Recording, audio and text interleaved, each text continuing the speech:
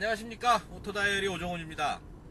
아주 날씨가 좋습니다. 화창한 가을인데요, 여행을 가기에 딱 좋은 계절이 아닌가 싶습니다. 자, 그런 날씨에 BMW 520D를 타고 교회로 나왔습니다. BMW가 친환경 자동차의 어떤 그 대표 주자 중 하나로 바로 이 차 520D를 꼽습니다.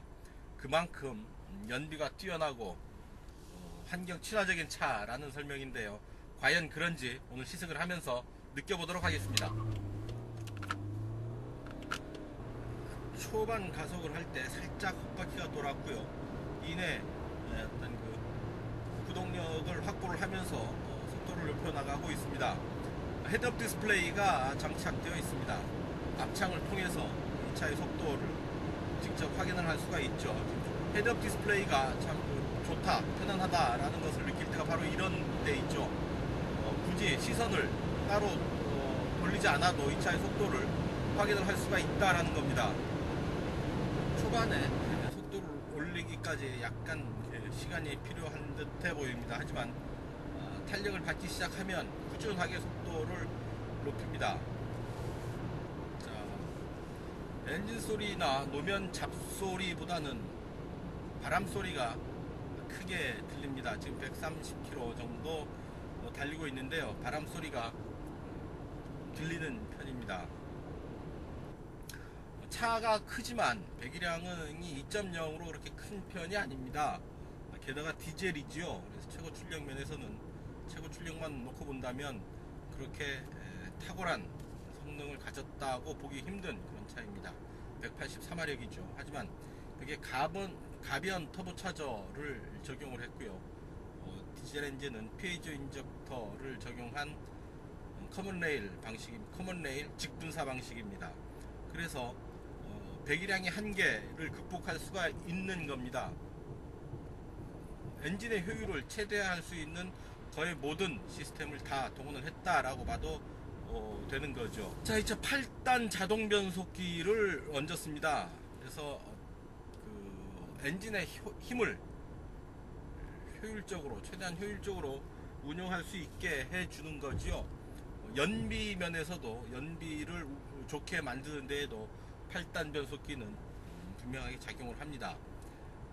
뿐만 아니라 어떤 그 최적의 기어를 물려줌으로 해서 어떤 엔진 회전수에 맞는 최적의 힘을 뽑아낼 수 있도록 8단 변속기가 긍정적으로 작용을 한다라는 것인데요. 자, 코너입니다.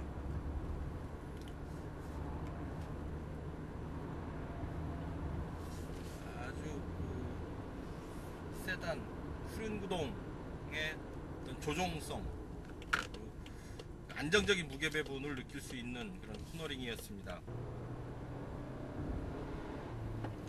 하나, 둘, 셋.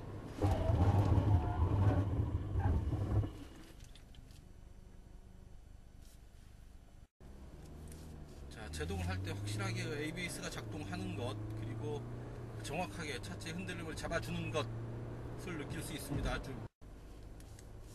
자, 브레이크 오버라이드, 가속 페달을 밟았을 때 또 브레이크가 작동을 한다라는 거죠.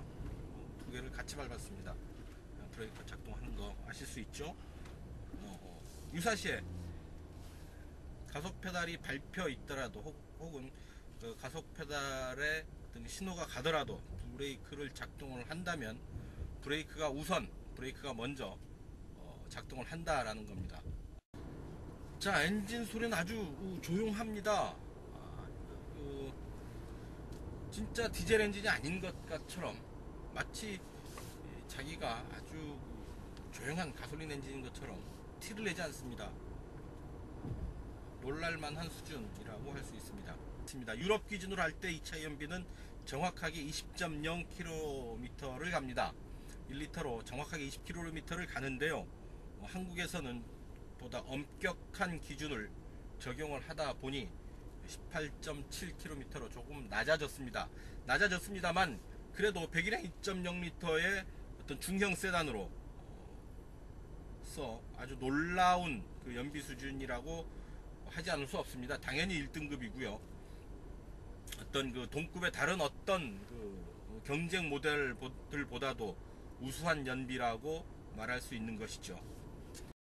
자, 이처럼 그 높은 연비를 구현할 수 있었던 것은 바로 다이나믹 에피션트의 힘입니다. 성능과 효율 어느 것 하나 포기하지 않겠다라는 것인데요. 아주 그 최적화된 에너지의 흐름을 최적화해서 필요한데 필요한 부분에 필요한 만큼만 정확하게 에너지를 보내겠다라는 게 다이내믹 에피션트의 기본 철학입니다. 그래서 바로 이런 중형 세단이 18.7km라는 우수한 연비를 구현할 수 있었던 겁니다. 그렇다고 성능이 죽느냐, 얌전해지고 굼뜨거나 그렇느냐 하면 결코 그렇지 않습니다. 이 차를 운전해보면 아주 밟으면 밟는 대로 차고 달리는 그런 맛을 느낄 수 있습니다. BMW의 오리지널리티, 어떤 그 BMW 다움 이런 부분들을 전혀 잃어버리지 않았습니다. 아주 다이나믹한 주행 성능을 보입니다. 아주 그 BMW 입장에서는 그런 그 성능과 효율, 다이나믹 이피션트라는 어떤 개념을 아주 잘 잡았고 거기에 대한 그 만족스러운 해결책을 잘 만들어내지 않았나 싶습니다. 자, 운전하기는 아주 편안합니다. 사이드미러가 그렇게 크지는 않죠. 아무래도 공기의 저항을 생각을 해야 되기 때문에 사이드미러는 크지는 않지만 후방 시야를 확보하는데 아무런 전혀 부족함이 없습니다. 아주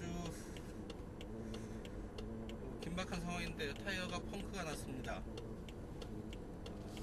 어디선가 뭔가를 밟은 모양인데요. 타이어 공기압 손실 메시지가 떴고 오류 메시지인 줄 알았더니 그게 아닙니다. 뒤쪽에서 지금 타이어 소음이 심하게 들려오죠. 이 차는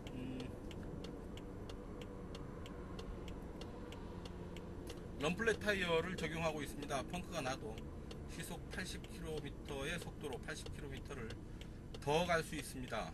네.